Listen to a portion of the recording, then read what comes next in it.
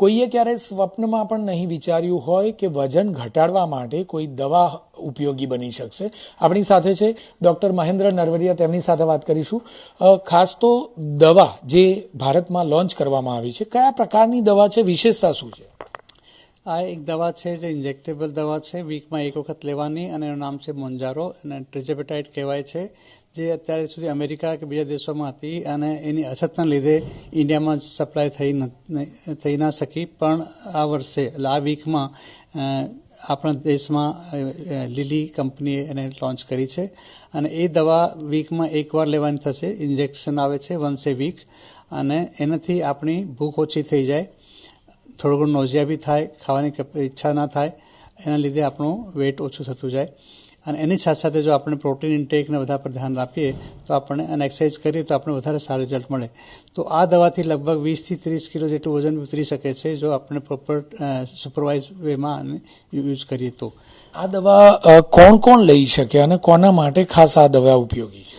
કોઈને બી જેનું wet central obesity કે જેનું વેટ વધારે હોય, પેટ વધારે હોય, એ લોકો માટે આ દવા બની છે. ઓરિજિનલી એ દવા ડાયાબિટીસ માટે હતી, પણ હવે એનો સાઇડ ઇફેક્ટમાં જોવા મળ્યું કે એનાથી વેટ વધારે ઉતરે છે, એટલે FDA એને વેટ માટે અપ્રૂવ કરી છે.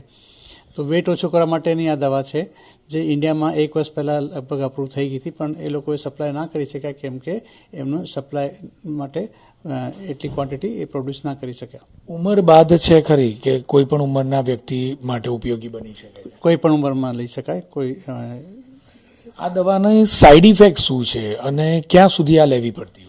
આ દવાના સાઇડ ઇફેક્ટ મોટું સાઇડ ઇફેક્ટ છે એ ભૂખ ઓછી લાગે, નોઝિયા, વોમિટિંગ થાય, કોઈ લોકોને ડાયરિયા બી થાય છે.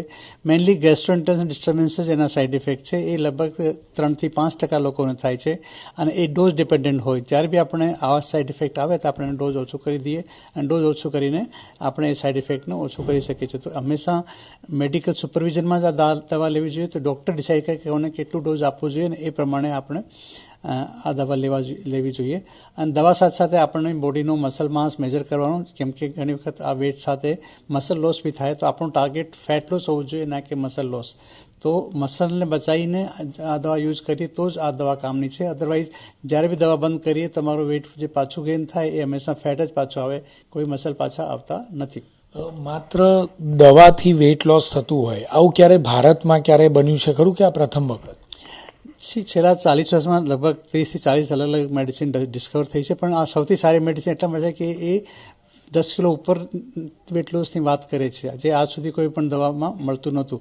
તો 20% વધારે વેટ લોસ કરવાવાળી આ પહેલી દવા છે વર્લ્ડ વાઇડ, જે આટલી સક્સેસફુલ છેલ્લા 3 થી 4 વર્ષથી યુઝ થાય છે અમેરિકામાં.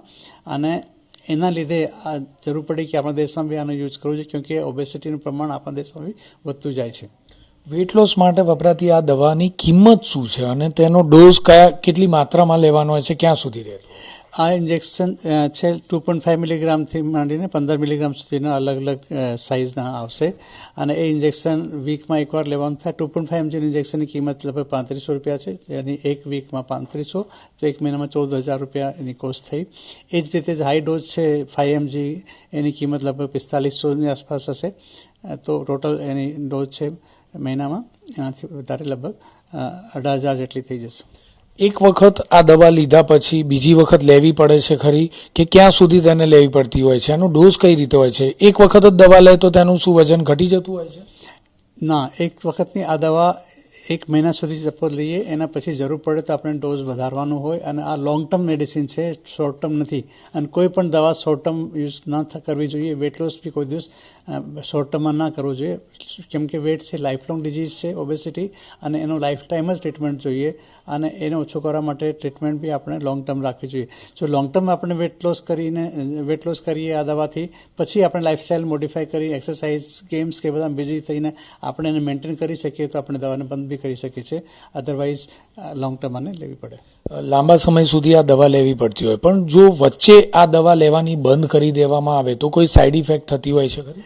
મેઇનલી સાઇડ ઇફેક્ટમાં વેટ ગેઇન, પાછું વેટ વધી શકે છે. અને જો એ વેટ ગેઇન છે હંમેશા ફેટ ગેઇન જ થાય છે, મસલ ગેઇન થતું નથી.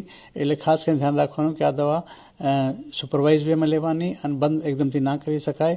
એની સાથે સાથે આપણે બીજા ઓપ્શન્સ શોધી રાખવા જોઈએ, જેનાથી કે તમારું મસલ લોસ ના થાય અને ફેટ વધારે ના બને. ટૂંકમાં કહીએ તો ભારતમાં હવે કસરત કર્યા વિના જ કે કોઈ પણ પ્રકારનું ડાયટમાં પણ ધ્યાન આપ્યા વિના જો તમારે વેઇટ લોસ કરવું હોય તો તે શક્ય બનશે અને આ જ બાબત હવે મેડિકલ ક્ષેત્રે એક નવી ક્રાંતિ ગણી શકાય. કેમેરામેન નિલેશ સાથે જિગ્નેશ પટેલ, TV9 અમદાવાદ.